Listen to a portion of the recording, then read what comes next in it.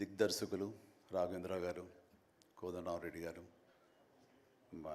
Gopal, young directors like Bobby, Vasishta, like నా నిర్మాతలు అల్లు అరవింద్ గారు, అశ్విని దత్ గారు, కెఎస్ రామారావు, శ్యామ్ ప్రసాద్ రెడ్డి, జెమినీ కిరణ్, తమ్మారెడ్డి భరద్వాజ్ గారు, అలా యంగ్ ప్రొడ్యూసర్ విక్కీ అండ్ పాత్రికేయ మిత్రులకు, అలాగే నా బ్లడ్ బ్రదర్స్, బ్లడ్ సిస్టర్స్, నా హృదయపూర్వక నమస్కారం.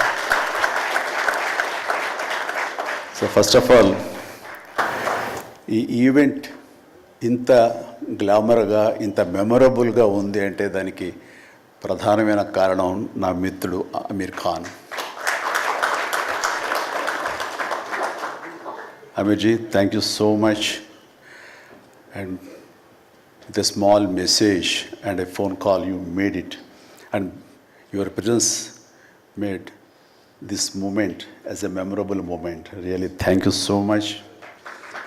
And I never forget this gesture from your side. And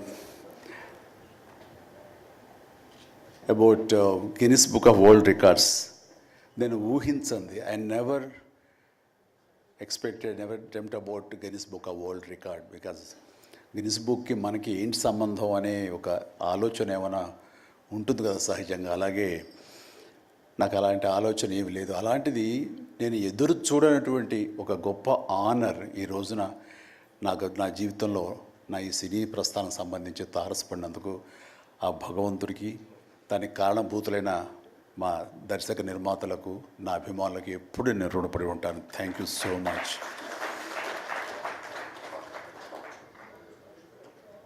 నాకు డ్యాన్సెస్ మీద, బహుశా నటన కంటే కూడా ముందు నుంచి కూడా డ్యాన్సెస్ మీద నాకు ఉన్నటువంటి ఇంట్రెస్ట్ ఈ రోజున ఈ అవార్డు వచ్చేలా చేసిందా అని నాకు అనిపిస్తుంటుంది.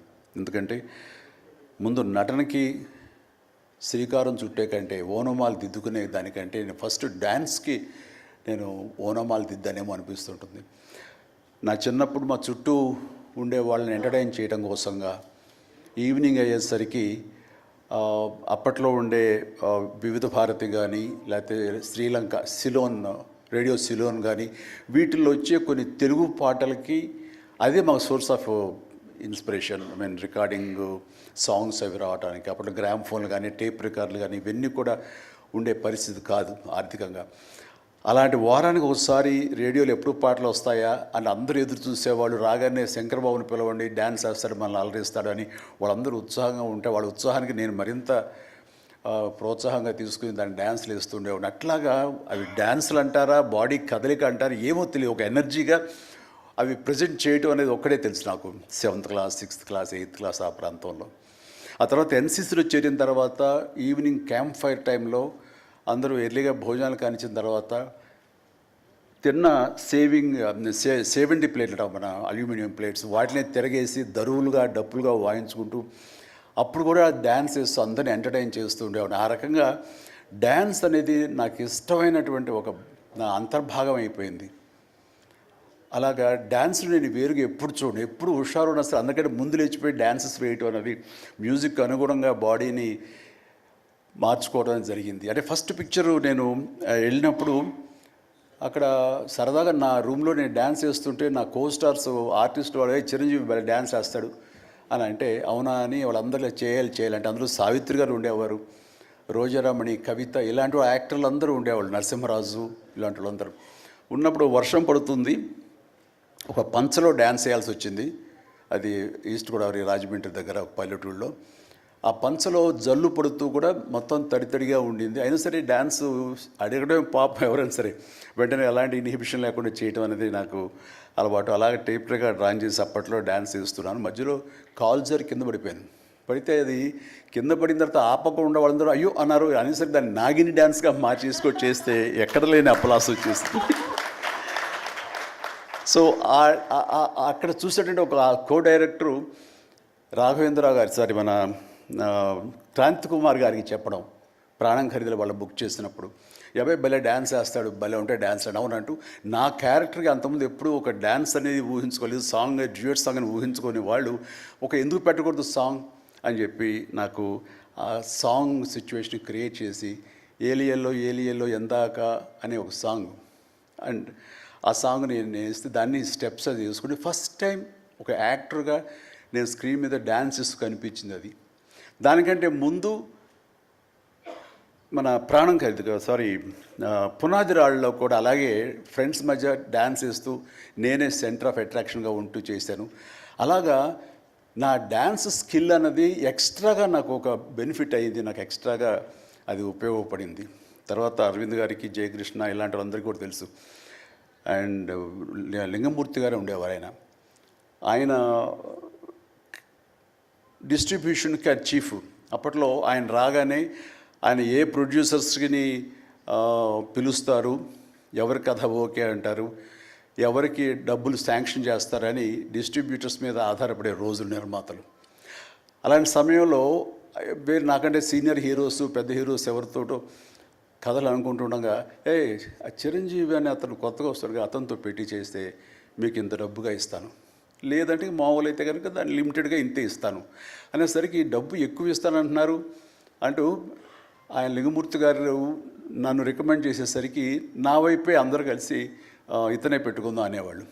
అతను ఏంటంటే ప్రజానాడి, ఆడియన్స్ ఏమనుకుంటున్నారు, ఆడియన్స్ ఇతను సాంగ్స్ కోసంగా పదే సినిమాలకు వస్తున్నారు, ఇలాంటి వాడితో సినిమాలు తీస్తే మనకి 4 డబ్బులు వస్తాయి కదా, కమర్షియల్గా వైబుల్గా ఉంటుందని ఉద్దేశంతో ఆయన ఆ రకంగా అప్పట్లో నా ప్రొడ్యూసర్తో అనడం అండ్ వాళ్ళు కూడా నన్ను ఆప్ట్ చేయటం నాకు ఆ రకంగా డ్యాన్సెస్ అనేది ఒక ఎడ్జిని తీసుకొచ్చింది. ఆ తర్వాత నా నిర్మాతలు కానీ, నా ప్రొడ్యూసర్స్ కానీ, నా మ్యూజిక్ డైరెక్టర్స్ కానీ, నా కోరియోగ్రాఫర్స్ కానీ వీళ్ళు నా సాంగ్స్ అనేసరికి ప్రత్యేకమైన శ్రద్ధ పెట్టేవాళ్ళు. అంటే మ్యూజిక్ పరంగా కానీ, బీజిఎమ్స్ పరంగా కానీ సాంగ్స్ అనేవి ఖచ్చితంగా ఉండాలని. దత్తు గారితో నాకు ఎప్పుడు దెబ్బలాటే. ఎందుకంటే 6 సాంగ్స్ ఉండాలేమో బాస్ మనకు అనేవారైనా, లేదు 5 చాలండి, 6వ సాంగ్ ఎప్పుడు కథకి గొడవ అడ్డుపడిపోతుందంటే, లేదు బాస్ అది మీరు అనకండి, ఏ హీరో అయితే ఏమో కానీ మీరైతే మొత్తం 6 సాంగ్స్ ఉండాలి బాస్ అని ఆయన అంటాం. సో 6వ సాంగ్ని ఏ రకంగా ఒప్పించడం. అలాగే అల్లు అరవింద్ గారు లాస్ట్కి వచ్చేసరికి అత్తగేముడు అమ్మాయి మూడు సాంగే సిచ్యువేషన్ లేదు అక్కడ. అలాంటి చోట ఒక డబ్బు మీద ఒక సాంగ్ను ఆయన క్రియేట్ చేసుకుని అప్పుడు డైరెక్టర్ గారితో కోదండరామరెడ్డి గారు వీళ్ళందరూ కలిపి అనుకుని అత్తగేముడు అమ్మాయికి మొగుల్లో ఒక సాంగ్ను బలవంతంగా పెట్టాడు అక్కడ.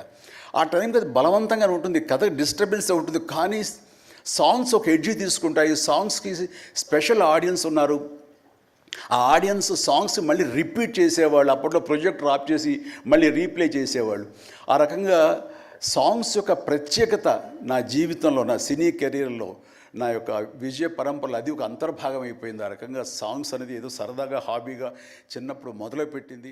అది ఈ రోజు వరకు నాకు విపరీతమైన ఫ్యాన్స్ని తీసుకొచ్చి డ్యాన్సెస్ అంటే చిరంజీవి చేయాలి అన్నంత పేరు తీసుకొచ్చి నాకు ఈ రోజు ఇదిగో ఈ Guinness book of world records నాకు తీసుకొచ్చేలాగా చేసింది.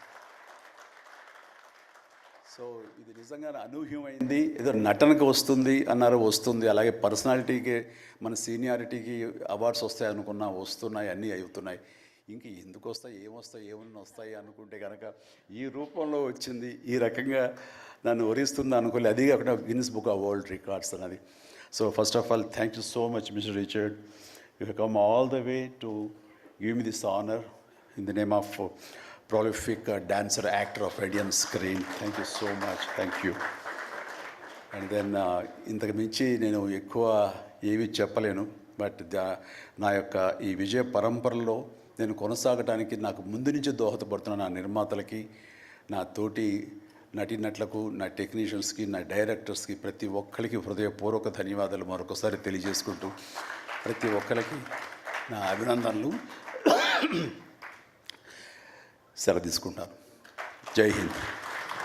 Thank you sir. మీరు ఇంతకు మించి ఏమీ చెప్పరన్నారు, కానీ ఫ్యూచర్ ఫిల్మ్స్లో మళ్ళీ డాన్స్ చేసి మమ్మల్ని అందరినీ ఎంటర్టైన్ చేయండి సార్. ఒక్క ప్రామిస్ చేయండి సార్ ఫ్యూచర్లో. Is it a promise sir? విశ్వంబరలో ఉంది. Wow, that's amazing sir. ఇంకొక కోఇన్సిడెన్స్ మీరు గమనించుండరేమో, I know you're not feeling well. 22nd September నాడు సార్